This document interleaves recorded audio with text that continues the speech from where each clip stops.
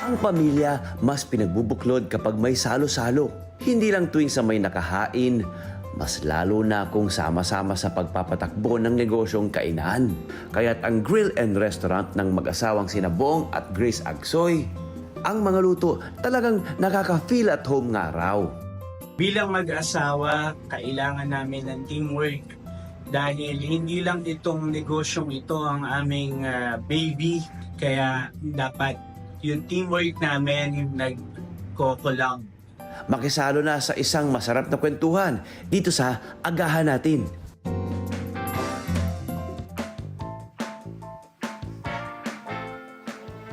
Ayun na nga, pasensya na ito na, kukwentuhan na nga kami. Isang masarap na aganang ihahay po natin nila sa atin.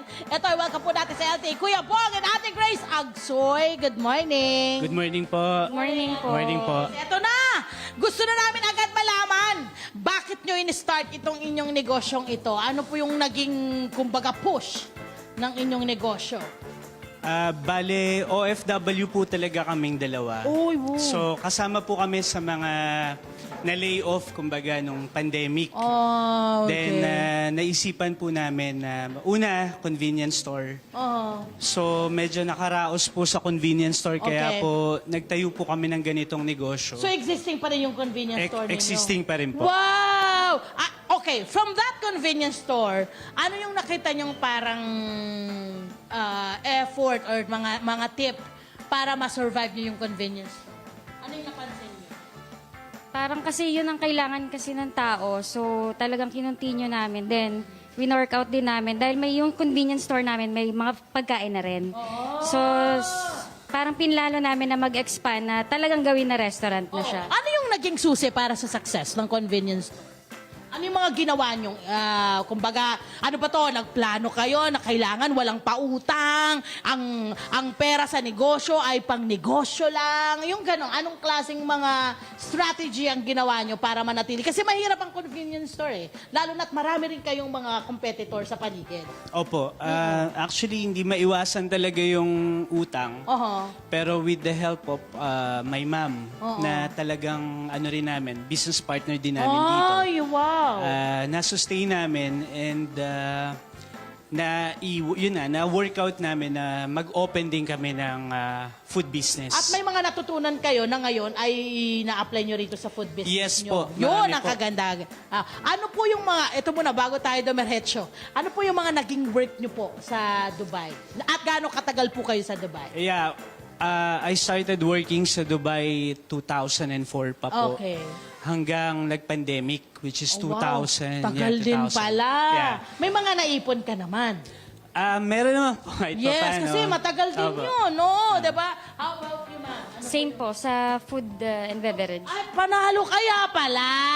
Kaya beautiful na ito yung naging business ninyo. Okay, Yes po. dito naman sa business na to, ano po yung inyong parang naging diskarte? Kasi again, marami na rin kayong magiging mga competitor, di ba?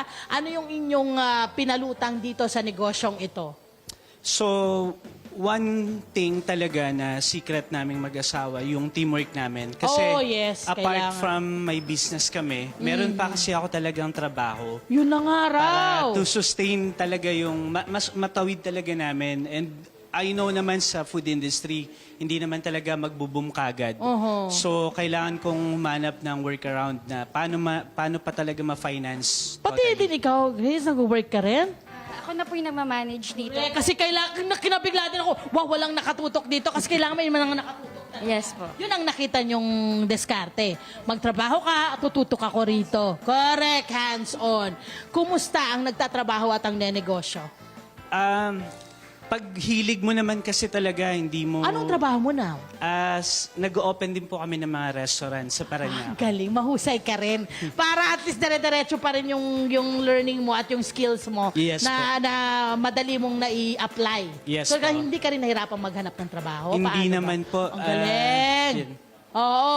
Okay. Siyempre, kapag ikaw ay nag-business, yung consistency ang magiging labanan. Nandiyan yung digmaan eh. Kung Opo. paano masusustain ang iyong business. Opo. Ano ang ginagawa ng inyong kainan? So kami, we're not trying to compete with everyone. Yes. Parang healthy competition lang. Kapag meron na yung isa na ganito, so tayo, doon naman tayo sa iba. So para lahat dito, yun sa neighborhood, sa society, dito sa paligid namin, everything will be like competitive kami sa isa't isa. But then, nagkakatulungan kami. And walang Siraan. Yeah, walang yun labanan. yun yung kasi, dapat po lahat ng mga business owners, imbis na magsiraan, i-promote ang isa't isa. Actually, better yon. Kasi Tama po. yung mga tinutulungan nyo, hindi lang yung pamilya ng mga may negosyo, kundi yung mga taong kinukuha nila para magtrabaho sa mga negosyo. Okay, ito na, pag-usapan na natin ang kanilang mga pagkain dito. Ano yung mga best sellers nyo rito? Kwento nyo sa amin. Mag-start tayo siguro kay Grace sa side niya. Ano yung meron kayo? Sa Bulalo, so tinawag namin siyang Bulalo ng Tagaytay. So kahit hindi ka na pumunta ng Tagaytay, it seems like the taste and lahat. So, kayong dalawa ba mahilig kumain? Mahilig Yes magluto? po. Paano? So, kayo din ang nag-develop ng inyong menu? Kayo Yung husband ko. yung husband mo. Tapos, ano pa yung iba natin? Burger, tinawag po siyang Arnold Stock kasi sa father-in-law ko po na kakamatay lang. Oh, wow. My condolences. Salamat po. Ang hirap ikaga. Ito pa. Ito parang food na to. Ano? Ito po, seafood linguine. Then, inasal. Similar din siya sa mang inasal. So, kahit hindi ka na kumain sa mang inasal, meron na rin kami. Okay. And then kayo, sir, ano naman yung, pareho lang din yung food natin. Ano pa yung mga iba natin? Bale, best seller po talaga dito yung unlimited wings. So, Okay. patok na patok siya sa masa kasi unlimited rice. Yes, you correct, get to eat more chicken. Sino yung mga kadalasan yung nagiging kliyente rito or mga customers Yeah, ninyo? ang mga kliyente po talaga namin, apart from dito sa mga neighbors, talagang itong school sa Ayun. namin, mga estudyante, like yung milk tea po namin, abot kaya talaga 29 and 39 lang. So, pasok na Napakamura pasok nga sa mga naman. baon nila. Yes, yes. And yung negosyong ito ay negosyo ng buong pamilya. Na pag-alaman Tama ko, po, Kuya tama Bong, po, paano, tama paano naging buong pamilya So, involved? bale, sa marketing, yung mga kapatid ko. Galing. Sa O, social shoutout mo media. yung mga pangalan. Shoutout mo sila. Yeah, binabati ko yung mga kapatid ko, si Tin, si Ayan. Ate Baby, si Ayan. Arman. Na. So sila yung mga sa back end ng negosyo namin.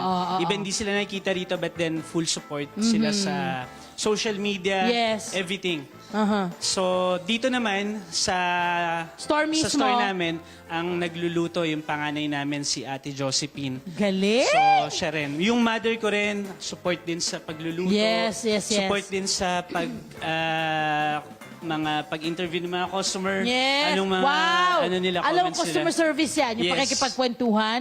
Yan ang isa sa mga nilulook forward actually ng ilang mga kliyente. Kaya na parang nafe-feel at home sila sa Tama lugar. po, tama po. Ayan, maraming salamat. Kuya Bong at Ate Grace, anong oras pa lang inyong yung pagbubukas at sara ng inyong kainan? Nagbubukas po kami every 8 o'clock in the morning. Grabe ang aga.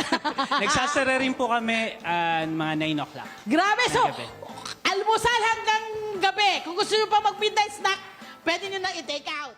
Hello po mga Kanet 25! Si Kuya Tony Pet po ito mula sa Love, Tony Pet and Everything. For more Love, Tony Pet and Everything updates, just click on our subscribe button and follow us on our Net25 social media pages at Net25 TV and at Net25 Entertainment Facebook. Magkita-kita po tayo!